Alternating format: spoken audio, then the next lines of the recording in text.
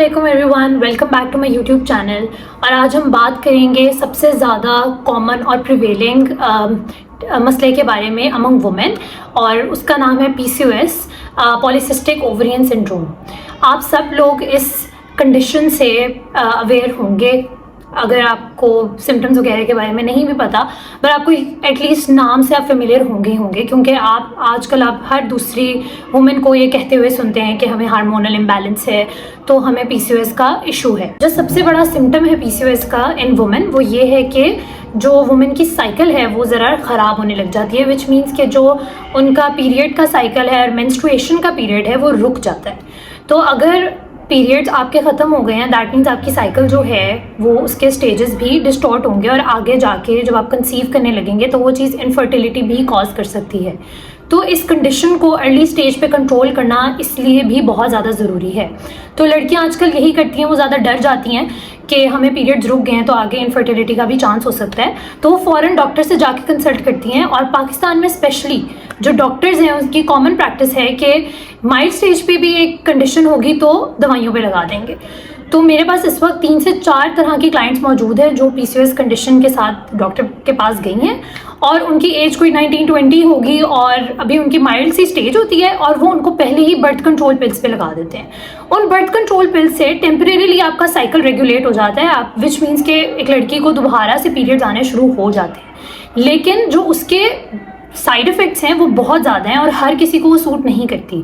तो अपनी mild stage पे अगर आपको PCOS डायग्नोज हो गया है तो इट इज़ योर रिस्पॉन्सिबिलिटी कि आपने उसको डाइट और एक्सरसाइज से किस तरह कंट्रोल करना है, और अपने आप को बर्थ कंट्रोल पिल्स पे स्टार्ट पे ही लेके नहीं जाना। तो ये वीडियो उन वुमेन के लिए है जो अभी रिसेंटली डायग्नोज हुई हैं PCOS से, और वो उसको अपनी डाइट और एक्सरसाइज से, अपने लाइफस्टाइल से इजीली कंट्रोल कर सकती हैं, और उनको किसी भी बर्थ कंट्रोल पिल्स पे रिलाय करने की ज़रूरत नहीं है और डॉक्टर के पास जाने की भी ज़रूरत नहीं है। तो पहले अपनी डाइट और एक्सरसाइज, अपना लाइफस्टाइल अच्छा करें, उसके बाद डॉक्टर के पास जाने का सोचें। तो ये डाइट प्लान जो है ये बहुत यूज़फुल आप लोग के लिए साबित होगा इस कंडीशन को कंट्रोल करने के लिए। तो डाइट प्लान के साथ मैं साथ चीज़ें वो भी मेंशन करती जाऊंगी कि आपने कौन सी चीज़ों की कंजप्शन रखनी है और कौन सी चीज़ों की कंजप्शन जो है वो आपने नहीं रखनी, मतलब उनको अवॉइड करना है। तो नाश्ते में जो है हम रोटी का इस्तेमाल ज़्यादा करेंगे। अब इसकी रीज़न ये है कि जो PCOS है इसमें आपने कॉम्प्लेक्स कार्बोहाइड्रेट्स की इंटेक ज़्यादा रखनी होती है। अब कॉमन तो यही प्रैक्टिस होती है कि जब आप नाश्ता करते हो तो मोस्टली वो ब्रेड होती है, तो आप ब्रेड ही कंज्यूम करते हो, लेकिन इस कंडीशन में हमने सिंपल कार्बोहाइड्रेट्स जो हैं वो अवॉइड करने हैं और कोशिश करने हैं कि मैक्सिमम से मैक्सिमम कॉम्प्लेक्स कार्ब्स की इंटेक हम रखें। तो हमने नाश्ते में भी ब्रेड का इस्तेमाल नहीं करना, और हमने रोटी ही, एक डिश शेप रोटी खानी है, साथ में वेजिटेबल ऑमलेट या फ्राई एग जो है उसको कंज्यूम करना है। तो PCOS जब आपको डायग्नोज होता है तो आपने ये चीज़ मेक श्योर करनी है कि जो डेयरी कंजप्शन है आपकी वो बहुत ज़्यादा कम हो। मतलब जो आप घर का दूध दही लेते हो जो फुल फैट वाला है, आपने उसको अवॉइड करना है और अपनी हर चीज़ को लो फैट मिल्क पे ले जाना है। जैसे अगर आप मिल्क ले रहे हैं, होल मिल्क ले रहे हैं, तो उसको आप फैट फ्री मिल्क पे ले जाएं। फैट फ्री मिल्क हमारे पास ऑप्शंस आ जाती हैं, कोकोनट मिल्क आ जाता है और आलमंड मिल्क आ जाता है, जो कि लोग ये कहते हैं कि एक्सपेंसिव है तो हम उस पर स्विच नहीं कर सकते, तो फिर हम उसको घर पे बना लेंगे। ठीक है, तो इस तरह से हम एक इकोनॉमिकल जो है डाइट पैटर्न भी फॉलो कर सकते हैं, लेकिन होल मिल्क जो है वो आपने अवॉइड करना है। तो नेक्स्ट मूविंग ऑन, जो आपने स्नैक लेना है वो आप लेंगे योगर्ट का, और साथ में आलमंड्स ऐड करेंगे और साथ में कुछ फ्रूट्स ऐड करेंगे जो कि रिच होंगे एंटीऑक्सीडेंट्स। योगर्ट बोल हम बना लेंगे अपने मिड मॉर्निंग स्नैक के लिए, और जो इसमें योगर्ट हमने इनकॉर्पोरेट की होगी वो 1 कप हम डालेंगे ग्रीक योगर्ट का। तो ग्रीक योगर्ट जो है वो आप बाहर से भी ले सकते हो, लेकिन सिंस वो एक्सपेंसिव होती है तो मोर इकोनॉमिकल ऑप्शन मैंने अपनी पिछली वीडियो में बताया हुआ है, जिसमें मैंने एक देसी तरीका बताया था कि आप किस तरह देसी तरीके से जो है वो ग्रीक योगर्ट घर पे ही बना सकते हो। जस्ट आपने पानी उसमें से निकालना है और जो बाकी पोर्शन बचेगा वो आप कंज्यूम कर लोगे, तो that is a fat free portion. तो उसके साथ हमने जो आलमंड्स हैं उसकी क्वांटिटी हमने तकरीबन 12 रखनी है। 12 आलमंड्स आप उसमें इनकॉर्पोरेट करेंगे उस बोल में, और 1 कप ही जो है वो फ्रूट डालेंगे और एक योगर्ट सा बना के उसको कंज्यूम कर लेंगे। ये भी एक बहुत बड़ी मिथ है कि जो PCOS जो है वो उस कंडीशन के दौरान हमने चिकन कंज्यूम नहीं करना, which is entirely wrong concept. हमने पोल्ट्री और लीन मीट, अंडे, जितने भी कंप्लीट होल ऐसे प्रोडक्ट्स हैं जो हमें प्रोटीन प्रोवाइड करते हैं वो हम इजीली कंज्यूम कर सकते हैं, और हमने प्रोटीन को अवॉइड नहीं करना, वो हमने मैक्सिमम अपनी उतनी ही रखनी है जितनी रिक्वायर्ड है। फैट हमने कम करनी है, और कार्ब्स जो हैं वो सिंपल कार्ब्स का इस्तेमाल नहीं करना, प्रोसेस्ड फूड्स का इस्तेमाल नहीं करना।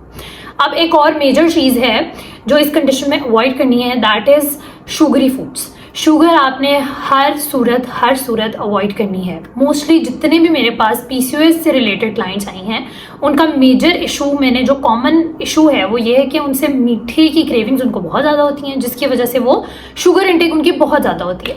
तो ऑलरेडी ये कंडीशन आपको है और आप शुगर लेके उसको और ज़्यादा एग्रीवेट करे जा रहे हो। तो अगर आपको इस तरह की क्रेविंग्स होती हैं तो find some alternatives for that. Have peanut butter, have dates, इस तरह की चीज़ें कंज्यूम करें ताकि ये जो क्रेविंग्स हैं आपकी वो सप्रेस हो सकें, क्योंकि शुगर कंज्यूम करना इस कंडीशन में is extremely dangerous for you. तो लंच पे हम अपना सिंपल सा रखेंगे और उसमें हम चिकन स्टेक 150 ग्राम्स ले लेंगे और साथ में रॉ सैलड का 1 कप जो है वो कंज्यूम कर लेंगे। तो ये आपका एक पूरा अच्छा सा पोर्शन जो है वो लंच का भी हो जाएगा। उसके बाद इस कंडीशन में एक और चीज़ आती है, दैट इज़ हर्बल टी।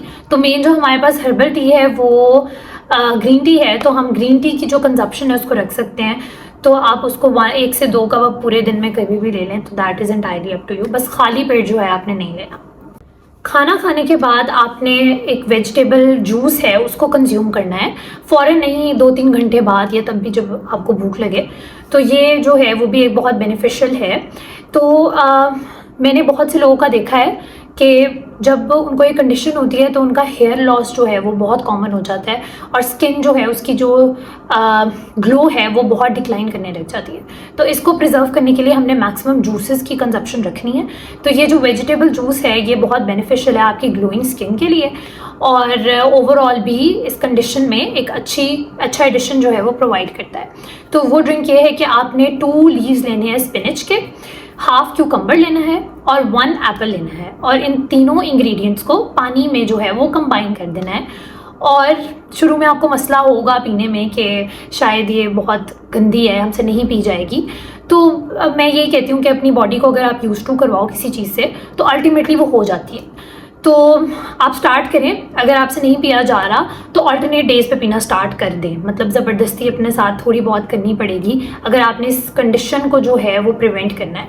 तो स्टार्ट कंज्यूमिंग इट, और अगर आपसे नहीं लिया जा रहा है या आपको मुश्किल हो रही है रेगुलरली कंज्यूम करने में, तो आप इसको अल्टरनेट डेज पे जो है वो कंज्यूम कर सकते हैं और आहिस्ता आहिस्ता अपनी रूटीन में ला सकते हैं। तो that is entirely up to you कि आपने खुद को ऐसी चीज़ों से फेमिलियर कैसे कराना है, इंट्रोड्यूस कैसे करवाना है, और अपनी सिचुएशन को, अपनी कंडीशन को इम्प्रूव कैसे करना है। वेजिटेबल जूस के साथ आपने हैंडफुल ऑफ नट्स भी लेना है। जो नट्स की कंजप्शन है वो भी इस कंडीशन में बहुत हेल्प करती है, और जो माइल्ड PCOS है उसको कंट्रोल करने में भी बहुत बेनिफिशियल जो है वो साबित होती है। तो मूविंग ऑन अपने डिनर की तरफ।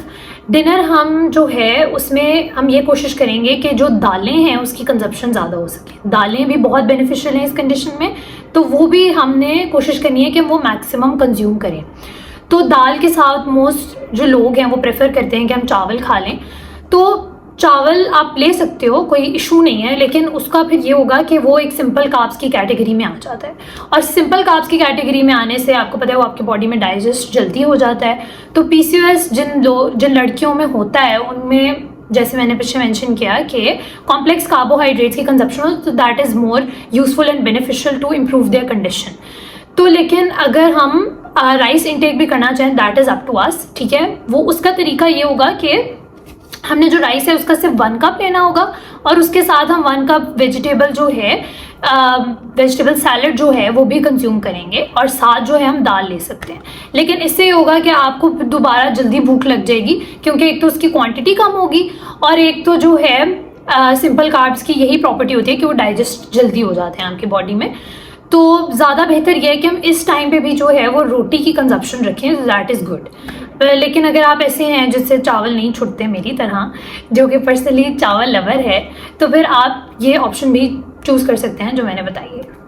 सो रात को सोने से पहले आपने जो है दूध हल्दी जो है वो बना के पीना है। अब जो दूध है वो भी मैंने पीछे मेंशन किया था कि होल मिल्क नहीं होना चाहिए, और या तो वो आलमंड मिल्क हो या वो कोकोनट मिल्क हो, आप चाहे उसको बाहर से लें या आप घर से लें। थोड़ी इन्वेस्टमेंट आपको करनी पड़ेगी अगर आपकी ऐसी कंडीशन आ गई है, तो take care of yourself. और अगर थोड़ा बहुत अपने आप पे इन्वेस्ट कर दिया जाए, अपनी हेल्थ पे इन्वेस्ट कर दिया जाए, तो कुछ भी नहीं होगा। और फिर भी अगर आपको इशू है तो घर में बनाना इज़ ऑलवेज़ एन ऑप्शन।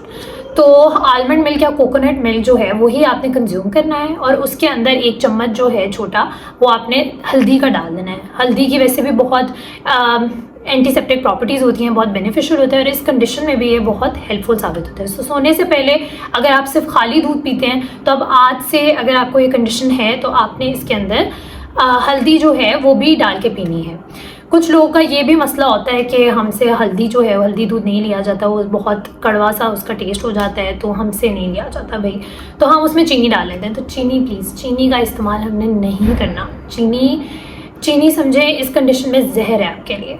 इस तरह से लेके चलेंगे तो ही आप अपनी कंडीशन को इम्प्रूव कर सकते हैं, उसके अलावा कोई ऑप्शन नहीं है। या तो फिर आप स्टीविया का इस्तेमाल करें इसके अंदर, या तो फिर आप थोड़ी सी जो हनी है उसका इस्तेमाल कर सकते हैं। हनी वैसे आप कंज्यूम कर भी लें, ओवरऑल अपने मील्स में डालें, ओट मील में डाल लिया, ग्रीक योगर्ट वाली चीज़ में डाल लिया, तो दैट इज़ फाइन, क्योंकि हनी भी बहुत रिच है एंटीऑक्सीडेंट्स में।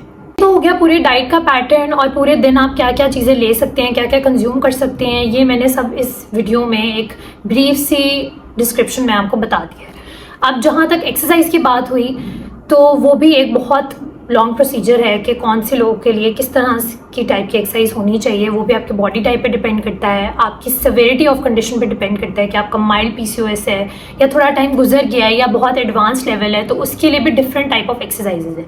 तो वो हम नेक्स्ट वीडियो में डिस्कस करेंगे। तो जिन्होंने अभी तक मेरा चैनल सब्सक्राइब नहीं किया, जल्दी से जाके सब्सक्राइब करें।